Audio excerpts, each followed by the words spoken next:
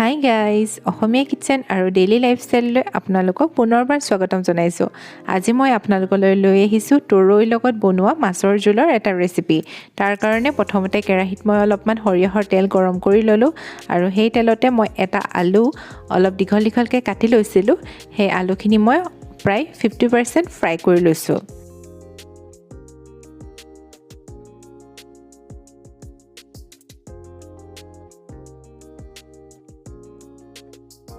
ইয়া মোৰ আলু ফ্ৰাই কৰা হৈ গল। এতিয়া মই কাঢ়ি লৈছো।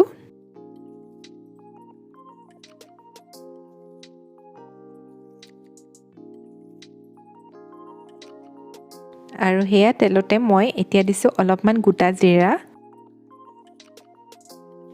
জিৰা ফুটি অহাত এতিয়া মই দিছো অলপমান পিয়াজ। মই এটা পিয়াজ সৰু-সৰুকে কাটি লৈছিলো। এতিয়া পিয়াজখিনি মই অলপ সময় ভালদৰে ভাজি লৈছো। আৰু ইয়াত দিছো মই প্ৰায় এচামুচৰ সমান আদা, নহৰু আৰু এটা কেঁচা জলকীয়া থেতালি লোৱা। এতিয়া আদা নহৰুৰ পৰা কেঁচা গোন্ধটো যোৱালৈকে মই ভালদৰে ভাজি লৈছো। আৰু এতিয়া মই এটা বিলাহী দিছো। বিলাহীটো মই সৰু-সৰুকে কাটি লৈছিলো।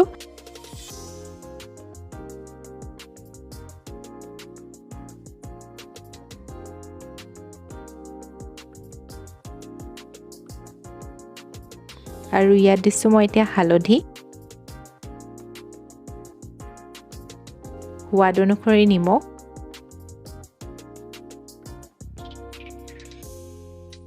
আৰু প্ৰায় আধা চামুচৰ সমান ধনিয়া গুড়ি,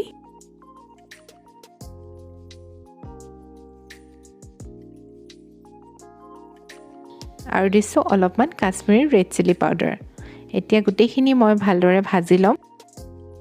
আৰু যেতিয়ালৈকে বিলাহী আৰু মছলাখিনিৰ পৰা ভালদৰে তেল বিৰিঙি নাহে তেতিয়ালৈকে মই ঢাকি ভালদৰে ভাজি ল'ম।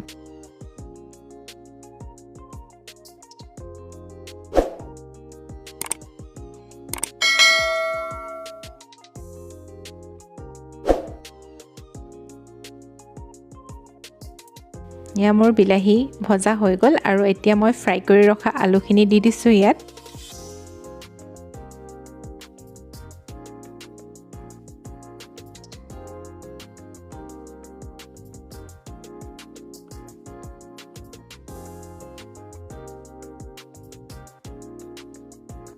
আৰু এতিয়া মই এটা তৰৈ চপাৰত চপ কৰি লৈছিলো।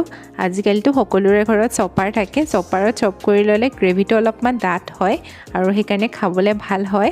আৰু আপোনালোকে তেনেদৰে বনাব পাৰে বা কাটিও বনাব পাৰে, একো নাই। আৰু মই অকণমান সৰু-সৰুকে টুকুৰাকেও ৰাখি দিছিলোঁ যাতে এইটো ধৰিব পৰা হয় যে এইটো তৰৈ হয়। আৰু এতিয়া মই ভালদৰে ভাজি থাকিম তৰৈখিনি।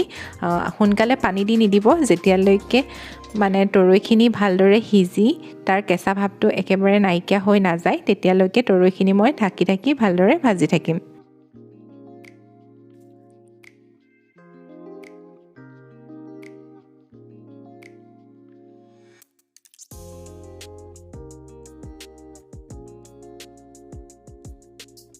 অলপ দেৰি মূৰত মই এনেকৈ লৰাই ঢাকি ভাজি আছোঁ।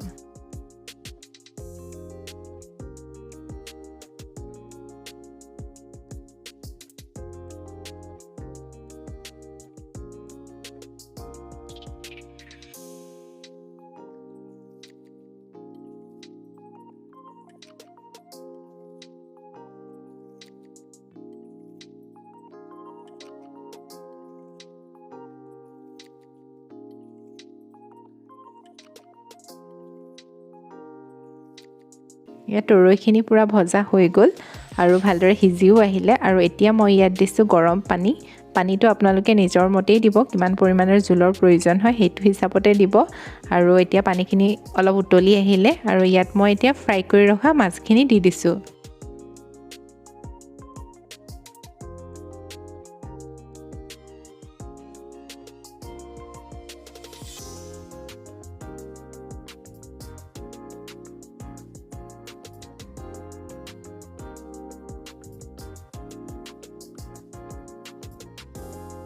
এতিয়া মই প্ৰায় 5 মিনিটমানৰ কাৰণে ঢাকি ৰাখি দিম। মাজতে এবাৰ লৰাইও দিছোঁ যাতে তলত লাগি নাযায়।